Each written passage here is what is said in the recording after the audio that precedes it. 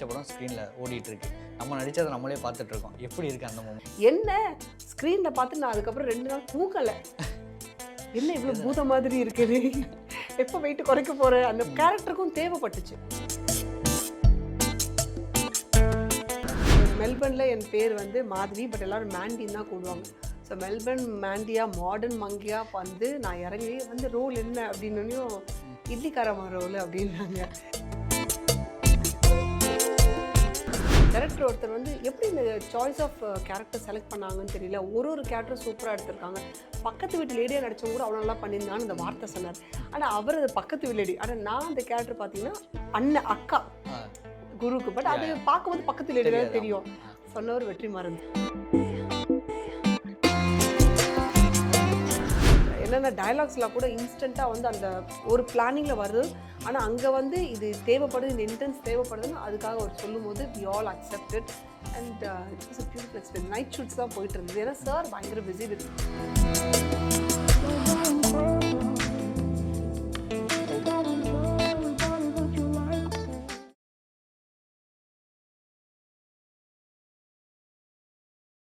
வணக்கம் மேம். வணக்கம், எப்படி இருக்கீங்க? ஓ ரொம்ப சூப்பராக இருக்கேன் மேம். நானும் ரொம்ப நல்லா இருக்கேன். Super ma'am, super ma'am. நீங்கள் வந்து இப்போது தொடர்ந்து படங்களில் நடிச்சிட்ருக்கீங்க. அண்ட் அது மட்டும் இல்லாமல் பிஸ்னஸ் வைஸாகவும் பார்த்துட்ருக்கீங்க. ஆக்சுவலாக மாதவிராஜ் அப்படிங்கிறவங்களுக்கு எப்படி இத்தனை விஷயம் பண்ணுன்னு சொல்லிட்டு ஸ்பார்க் வந்தது? ஒரு காலத்தில் வந்து லைஃப்பில் ஜெயிப்போமா ஜெயிக்க மாட்டோமான்னு ஹார்ட் ஒர்க்கில் பல கனவுகளோட வெளிநாடு போன ஒரு லேடி, அப்போ பொண்ணு. ஓகே. அங்கே போயிட்டு I was doing my HR is my main profession. HR வந்து நிறைய தமிழ் கம்யூனிட்டிஸில் வந்து அசோசியேட் பண்ணி நிறைய தமிழ் கல்ச்சுரல் ஷோஸ் பண்ணுறது, அதுக்கப்புறம் வந்து தமிழ் சங்கத்தில் மெம்பராக இருக்கிறது, அது தவிர மல்டி கல்ச்சுரல் அம்பாசிடராக இருக்கிறது மெல்பர்னில் ஆஸ்திரேலியாவில், கிரிக்கெட் கிளப்புக்கும் அம்பாசிடராக இருந்து பல விஷயங்கள் செஞ்சுட்டு அதை நடந்துகிட்டே இருக்கும்போது உங்களுக்கு எப்பவுமே ஒரு விஷயம் பிடிக்கும்ல. நான் சின்ன வயசுலேருந்து I'm a dancer. And I also use to be part of like arts, நிறைய ட்ராமால எல்லாம். ஸோ அதுக்காக அங்கே வந்து I went for trainings and சின்ன சின்ன ஷார்ட் ஃபிலிம் ஸ்டார்ட் பண்ணி எனக்கு ரொம்ப பிடிச்ச விஷயத்துக்கு இங்கேருந்து பண்ணால் நம்ம ஜெயிப்போமான்னு தெரியாதனால நம்ம ஊருக்கே போய் பார்க்கலான்னு தான் இங்கே வந்துட்டேன். ஓகே. ஆமாம், இதுதான் என்னுடைய ஷார்ட் இன்ட்ரடக்ஷன் நான் சொல்லுவேன். ட்ரை அப்படிங்கிற ப்ராசஸ், அந்த ஜேர்னியை வந்து ஆரம்பத்தில் கண்டிப்பாக எல்லாருக்கும் டஃப்பாக தான் இருக்கும். ஸோ அந்த டஃப் எந்த அளவுக்கு உங்களுக்கு இருந்தது? ஒரு விஷயம் பூபேஷ், எங்கே போனாலுமே உங்களுக்கு ஸ்ட்ரகிள்ஸ் இருக்கும். எதுவுமே உங்களுக்கு வந்து nothing is a cakewalk. You have to go through the struggle. அப்போ தான் வந்து லைஃப்பில் வந்து ஜெயிப்போன்ற அந்த ஒரு மன உறுதி வரும். நீங்கள் கஷ்டத்தை பார்க்கலனா எப்படி நீங்கள் லைஃப்பில் ஜெயிப்பீங்க? ஸோ அதனால் இண்டஸ்ட்ரியில் வந்தப்போ நான் ஆரம்பத்தில் என்ன நினச்சேன்னா, நம்ம வந்து நிறைய ஷோஸ் பண்ணியிருக்கோம் ஆஸ்திரேலியாவில், ஆர்டிஸ்ட் நல்ல பழக்கங்கள் இருக்குது, நல்ல நெட்வொர்க்கிங் இருக்குது, தமிழுக்காக நிறைய செய்கிறோம், நம்மள டேலண்ட் இருக்குது, ஃபோன் பண்ணி கொடுத்துருவாங்க. பட் நிஜமாக சொல்கிறேன், என்ன மாதிரி 1000 பல்லாயிரம் பேர் இங்கே கஷ்டப்பட்டுட்டு இருக்காங்க. ஆனால் ஒரு விஷயம் நான் தமிழ் இண்டஸ்ட்ரியில் பார்த்தேன்னா, திறமை இருந்தால் அதுக்கான வாய்ப்புகள் கண்டிப்பாக இருக்குது. ஆனால் அதுக்கான உழைப்பை நம்ம போட்டோன்னா நடக்கும். ஸோ நானும் நிறைய கோ த்ரூ பண்ணேன். நிறைய வந்து ஒரு 100-150 ஆடிஷன் போயிருப்பேன். ஆனால் எல்லாத்துலேயுமே அங்கே போனால் நான் இங்கேருந்து வந்திருக்கேன் அந்த மாதிரி பண்ணியிருக்கேன்னு சொல்ல மாட்டேன். ஏன்னா சொன்னோன்னு வச்சுக்கோங்களேன், அங்கே வர்றவங்களுக்கும் நம்மளுக்கும் வந்து ஒரு சிறிதளவாச்சும் ஒரு வித்தியாசம் வரும். சரி, நம்ம வெளியூர்லேருந்து வெளிநாட்டிலேருந்து கஷ்டப்படாங்க வேண்டாம், நமக்கு ஏன்னா எல்லாரும் ஒரே மாதிரி தான் போயிருக்கோம், எல்லாரும் ஒரே மாதிரி ஸ்ட்ரகிளில் போராடுவோம், கிடைச்சதுனா லக்கு. ஸோ அந்த மாதிரி தான் ஐ ஸ்டார்டட் ஒர்க்கிங். சின்ன சின்ன ரோல்ஸ் தான் இருந்தது. ஆனால் இன்றைக்கி வந்து சில நல்ல ரோல்ஸ்கள் பண்ணிகிட்ருக்கேன். இன்னும் கொஞ்ச நாள் என் முகங்கள் மக்களுக்கு தெரிய ஆரம்பிக்கின்ற நம்பிக்கை எனக்கு இருக்குது. ஸோ பார்க்கலாம். ஃபஸ்ட்டு சான்ஸ் அப்படிங்கிறது யாராலையும் மறக்க முடியாது. அப்பா ஒரு ரிலாக்ஸே வரும் கண்டிப்பாக. ஆமாம். ஸோ அந்த ஃபஸ்ட்டு சான்ஸ் உங்களுக்கு கிடைச்சி ஃபஸ்ட் டைம் ஃப்ரேம் முன்னாடி நின்னது, கேமராவில் டேரக்டர் வந்து ஆக்ஷன் சொல்லி நீங்கள் நடித்த அந்த மூமெண்ட் ஞாபகம் இருக்கா? நான் அப்போது மெல்பர்னில் இருக்கேன். அங்கேருந்து நிறைய ட்ரை பண்ணிகிட்டு இருக்கேன். அப்போ கொரோனா பீக்கில் இருந்த டைம். எனக்கு வரணும்னு ரொம்ப ஆசை. அப்போ என்னோடய க்ளோஸ் ஃப்ரெண்டு ஒருத்தவங்க இண்டஸ்ட்ரியில் இருக்காங்க. They were looking for one particular character. நான் ஒர்க் ஷாப்லாம் பண்ணி நிறைய பண்ணியிருக்கிறத பார்த்துருக்காங்க. ஸோ இந்த ரோலுக்கு இவங்க செட் ஆவாங்கன்னு சொல்லி ஒரு இன்ட்ரெஸ்ட்டாக சொல்ல போய் டைரக்டருக்கும் பிடிச்சி போச்சு. ஸோ அப்போ என்ன பண்ணாங்க, கொரோனா டைமில் நீ எப்படி வர முடியும் சொல்லி நான் சொன்னேன், எப்படியாச்சும் நான் வந்துடுறேன், சான்ஸ் கிடைச்சா மட்டும் போதும்னு சொல்லிட்டு I flew from there for that film. வந்து நான் நிற்கிறேன். நான் ஒரு மெல்பர்னில் என் பேர் வந்து மாதவி, பட் எல்லோரும் மேண்டின்னு தான் கூடுவாங்க. ஸோ மெல்பர்ன் மேண்டியா மாடர்ன் மங்கியா வந்து நான் இறங்கி வந்து ரோல் என்ன அப்படின்னும் இட்லிக்காரமா ரோல் அப்படின்னாங்க. இட்லி காரமாக வரும்ல, சரி ஓகே பண்ணலான்னு. அப்புறம் எனக்கு அந்த thanks to that director made a complete transition of me like a proper idli காரமாவை ஆக்கி ரோட்டில் சண்டை பிடிக்கிற இட்லி காரமாவை கேரக்டர் பண்ணி, அதுவும் என்னுடைய ஃபஸ்ட்டு அந்த ஸ்க்ரீன் ஸ்பேஸ் வந்து ஷேர் பண்ணது அனுபமா மேம் இருக்காங்களே, ஆமாம் மேம். அவங்களும் ஆடிக்களம் கிஷோர் சார் கூடயும். So it's was a beautiful experience. அவங்க அவ்வளோ சீனியர்ஸ், அவ்வளோ experience.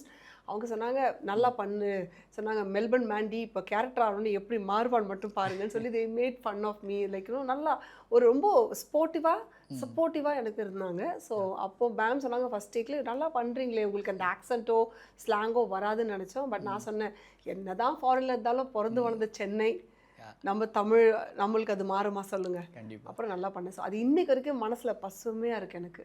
the way the team treated me, everything was wonderful there. Yeah. பாட்டில் தாத்தா அப்படிங்கிறது ஒரு பெரிய படம் அப்படின்னு சொல்லலாம். அதில் உங்களுக்கு ஒரு வாய்ப்பு வந்து கிடைச்சிது. ஸோ அந்த வாய்ப்பு எப்படி அமைஞ்சது? அந்த படவில் நீங்கள் நடித்தது எப்படி இருந்தது? அது ஒரு பயங்கர இன்ட்ரெஸ்டிங் எக்ஸ்பீரியன்ஸ். அது எப்படின்னா இது நான் ஓப்பனாக சொல்லலாமான்னு தெரியல, பட் நான் சொல்லுறேன். எனக்கு என்னுடைய நண்பர் வந்து சாண்டி மாஸ்டர்.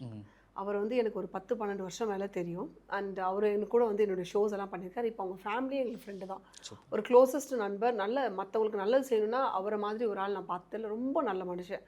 ஸோ ஒரு தடவை வந்து அவர் வீட்டுக்கு நான் போயிருந்தப்போ, என்ன ஆடிஷன்ஸ்லாம் எப்படி போயிட்டுருக்கு எல்லாம் கேட்டுட்டு இருந்தப்போ, நான் சொன்னேன் நல்லா போயிட்டுருக்கு, நிறைய தேடுறேன், ஆனால் சான்சஸ் தான் ஒன்றும் வர மாட்டேன் சார், டைம் வரும்போது வரும், கவலைப்படாத அப்படி சொல்லிட்டு இருக்கும்போது, நான் இன்னொரு நண்பர் இருக்கார் வினோத்னு, அவர் சொல்லியிருந்தார் ஒரு படம் ஒன்று வரப்போகுது, அது நீலம் ப்ரொடக்ஷன்ஸ் வந்து நிறைய ஆடிஷன்ஸ் இருக்கா, நீங்கள் போய் பாரு. நான் சொன்னேன் அந்த மாதிரி படம்லாம் நான் போக மாட்டேன், இதுதான் என்னுடைய அந்த மாதிரி சொல்லியிருக்கக்கூடாது. பட் நான் அப்படியே கேஷுவலாக நான் போகல அப்படின்னு சொல்லிட்டேன். ஏன்னா என்ன நினச்சேன்னா வந்து வந்தோடனே கார்ப்பரேட் லெவலில், ஹெச்ஆர் லெவலில் ஹை ஃபையர் ரோல்ஸ் கொடுப்பாங்க, ஒரு தாட் ப்ராசஸ் இருக்கும்ல. அதுக்கப்புறம் இவங்க அந்த டைரக்டருடைய ஃபோன் வந்து சாண்டி மாஸ்டருடைய ஃபோனில் ரிங் ஆச்சு. அவர் ஏதோ பேசிட்டு வந்தாங்க. அப்போ நான் சொன்னேன், உங்கள் ஃபோனில் வந்து நான் நீங்கள் கீழே வச்சப்போ ஒரு பேர் பார்த்தேன், இந்த மாதிரி ஒரு படம் ஆடிஷன் இருக்க டேரக்டர்னு சொல்கிறாங்க, அவர் அதுன்னு. ஆமாம், நீ ஏன் கேட்குற அப்படின்னு சொன்னார். நான் சொன்னேன், அதில் ஒரு முக்கியமான ரோலுக்கு ரொம்ப நாளாக ஆள் தேடிட்டுருக்காங்க, நான் போய் ஆடிஷன் பண்ணட்டுமா, உனக்கு அந்த மாதிரி ரோலாக ஒரு 55 வயசு லேடியாக பண்ண உனக்கு ஓகேவா? நான் சொன்னேன், அப்போ மாறிட்டேன் பாருங்க, நடிக்கணும் வந்துட்டு எதுவாக இருந்தாலும் நான் பண்ணுறேன் அப்படின்னு. சரி நீங்கள் ஆடிஷன் போகிறதுனா நீங்கள் ஃபோன் பண்ணி அந்த அசிஸ்டன்ட் டைரக்டர்ஸ் கிட்ட பேசிட்டு போங்கன்னு நம்பர் கொடுத்தாங்க. அப்போ பேசினப்போ கூப்பிட்டாங்க, ஆடிஷன் போனேன். 5 நாள் ஒர்க் ஷாப்லாம் வச்சு ஆக்சன்ட்லாம் பார்த்து செலக்ட் பண்ணாங்க. ஸோ அந்த ஃபஸ்ட்டு ரோல் அந்த 2 நண்பர்கள் சாண்டி மாஸ்டர் வினோதும் இல்லைன்னா எனக்கு கிடச்சிருக்காது. அதுவும் அந்த க்ரூ வந்து one of the best crew I worked I would சே.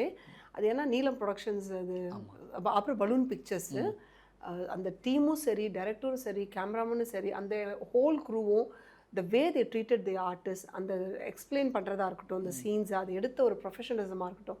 அப்போ தான் நினச்சேன், வாவ், நம்ம வந்து என்னென்னமோ எக்ஸ்பீரியன்ஸை இந்த ரோல் வேணாம் அந்த ரோல் வேணாம்னு நினைக்கிறோம், பட் நடிப்புலன்னு வந்தப்போ எதுவாக வந்து எடுத்து பண்ணும்போது அந்த க்ரூவை பற்றி நம்ம தெரிஞ்சுக்கிறோம். அதில் அந்த கதை, அந்த screen play, hats off to Dinakaran sir. And அவருக்கு இந்த இடத்துல நான் தேங்க்யூ சொல்லிக்கிறேன், இந்த மாதிரி ஒரு ஆப்பர்ச்சுனிட்டி கொடுத்ததுக்கு. ஸோ இப்போ அந்த படத்துலையுமே நடித்தாச்சு. நீங்கள் படத்தை வந்து தேட்டரில் பார்க்குறீங்க, அந்த மூமெண்ட் எப்படி இருந்தது? ஃபஸ்ட் டைம் நம்ம நடித்த படம் ஸ்க்ரீனில் ஓடிட்டுருக்கு, நம்ம நடித்ததை நம்மளே பார்த்துட்ருக்கோம், எப்படி இருக்குது அந்த moment? It was a beautiful experience. என் ஃப்ரெண்ட்ஸ் எல்லாம் கூட்டிகிட்டு போயிருந்தேன். எல்லாரும் என்னென்னா, எல்லாருக்கும் ஃபஸ்ட்டு என்னை நம்ப முடியல நான் தான் அப்படின்னு.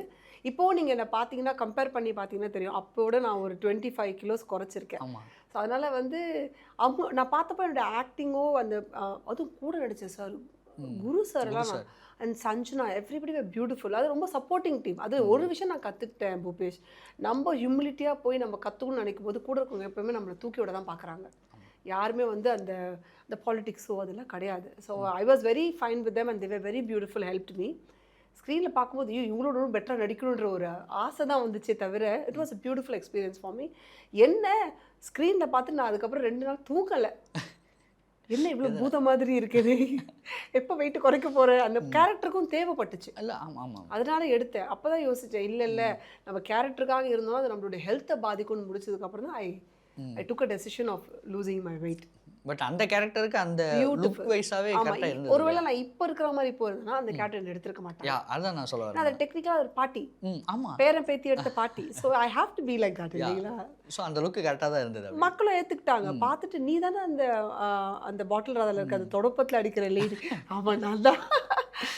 அந்த ஸ்லாங்கும் சரி எல்லாம் ரொம்ப பொறுமையாக சொல்லி கொடுத்தாங்க. It is beautiful actually. பாராட்டு அப்படிங்கிற விஷயத்துக்காக தான் எல்லாருமே ஓடிட்டு இருக்கோம். ஸோ அந்த படத்துக்கு பாராட்டு உங்களுக்கு நிறையவே வந்திருக்கும். ஆமாம். அதில் மறக்க முடியாத பாராட்டு இவர் வந்து மென்ஷன் பண்ணி நம்மளை பாராட்டினாங்க அப்படின்னு உங்கள் ஃப்ரெண்ட்ஸ் ஆகட்டும் இல்லை செலிபிரிட்டி ஆகட்டும், ஏன்னா அந்த படமே பெரிய ஹிட் ஆச்சு, நிறைய ஒரு பேசினாங்க.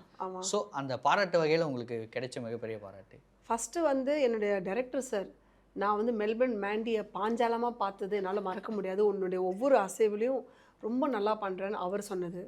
ரஞ்சித் சார் சொன்னது, நல்லா பண்ணியிருக்கான், நம்ம மேண்டியா இது பரவாயில்ல கேரக்டராகவே மாதிரி நல்லா பண்ணியிருக்கான்னு அவர் சொன்னது.